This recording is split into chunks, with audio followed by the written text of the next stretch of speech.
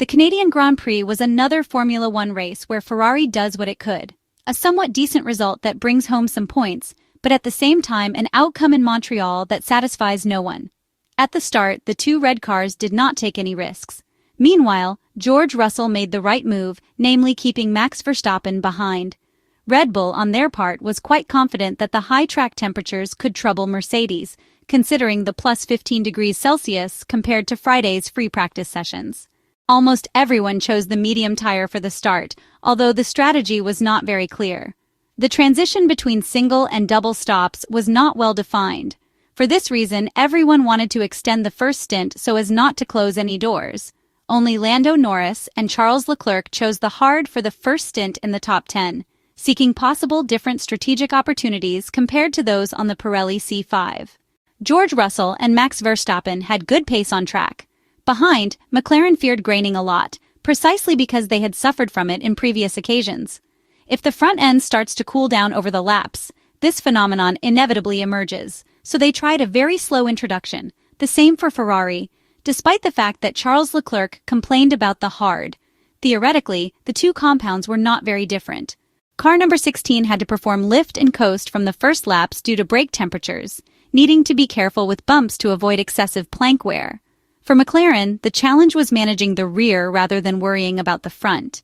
This, considering the car's base was more oversteering, which could influence thermal pressure on the rear. Almost unexpectedly, the first to pit was Max Verstappen suffering from graining. Instead of fixing it, the team chose a different approach with Kimi Antonelli close behind. This move triggered Mercedes to respond by calling George Russell in the next lap, who switched to the hard, neutralizing a possible undercut. Kimi Antonelli also pitted shortly after, as the German believed he couldn't extend the stint much longer. Then it was Oscar Piastri and Lewis Hamilton's turn, also on Pirelli C4. Furthermore, from the Ferrari pit, they detected a loss of downforce due to damage. The Australian driver was told that his McLaren teammate, on white tires, was struggling more with the front than the rear. Indeed, the Englishman had graining on the front left. Lando, Norris, and Charles Leclerc continued their strategy, trying to extend the stint on the hard as much as possible. Contrary to McLaren's early race expectations, it was clearly a front-limited race. Max Verstappen also suffered problems managing the front, requesting a flap adjust for the next stop.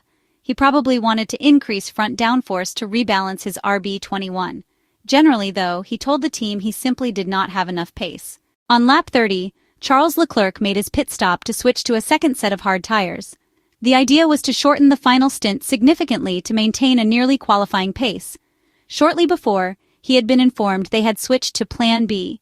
This meant they wanted to perform a double stop, no longer a single one. The Monegasque driver expressed on the radio why they had stopped. According to him, the tire was still in good condition and he could continue. The pit believed degradation was worse than expected, even on the hard, so trying a single stop would have been useless. Unlike other cars, Charles Leclerc was more limited with the rear in the final phase. The following lap, Lando Norris pitted as well, defending against the Maranello team's undercut attempt. McLaren was evaluating Plan B, or A5. Probably for them, the double stop was Plan A, while the single stop was Plan B. The term A5 means they would stop 5 laps earlier than planned. The Monegasque believed a single stop was feasible. However, it was a race strategy that would not have moved him beyond 6th place.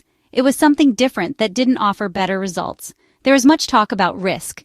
It must be said that strategy is not only about gambles, but mainly data. Meanwhile, when Max Verstappen was about to be overtaken again by Kimi Antonelli, the team preferred another stop. This happened on lap 37, when Mercedes covered George Russell's strategy only with the Italian driver, not with him. George Russell pitted on lap 45 to gain an advantage in the final stages. 3 laps later, Lando Norris also stopped to switch to a second set of hard tires. Compared to Ferrari, they made the opposite choice, using the hard compound in the last part of the race rather than the middle. A moment when McLaren believed they could catch Kimi Antonelli and potentially Max Verstappen. Then we know how it ended with Lando Norris. There is a quiet voice resonating in the paddock after the Canadian Grand Prix. It is not the roar of victory, nor the clang of defeat. It is a murmur, an awareness. It is the voice of Frederic Vasseur, who appears in front of Sky Sport 1 Italy's microphones without making excuses, without hiding the fragility of a weekend that slowly slipped away for the Italian side. The Ferrari team principal admitted after the race at Circuit Gilles Villeneuve in Montreal that he did not believe a different pit stop plan would have changed anything. The team principal admitted that he did not think things would have changed with a different pit stop plan. Strategy isn't the focus of scrutiny, nor are the tire compounds or any gamble that could have reshaped Sunday's race. Frederic Vasseur goes straight to the point. It's not about a wrong choice, but about many small cracks that, when added together, weakened the whole structure. Mistakes in free practice in the qualifying session, a problem for Lewis Hamilton during the race, pieces that don't fit. And when Formula One is played out in thousandths and details, imperfection weighs like a boulder. There was something clear, almost disarming in his reasoning. The French manager said the car was there and explained that updates would come, but if you set the fastest first sector, the car was not the problem. It's not rhetoric, it is realism. The potential is there. What's missing is consistency. Ferrari unfortunately lacks that surgical precision that transforms a good car into a Formula One title-winning weapon. And here comes the real issue, perhaps the most human one. Frederic Vasseur admitted that there was tension, and when there was a close fight and they were in that condition, they did not perform at their best.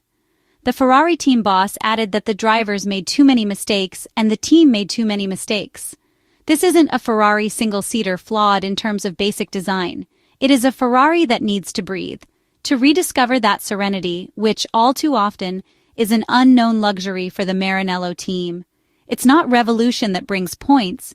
It's daily, methodical, quiet work. It is the absence of panic, the courage not to change everything just for the sake of change. Frederic Vasseur reminded everyone that just like Mercedes, who suffered immensely but did not revolutionize, they have to keep working hard, continue to develop, and most importantly, stay united as a team. The Frenchman noted that last Sunday, Mercedes were celebrating with both drivers on the podium and the entire team below them celebrating as well, because they knew how to be a real team.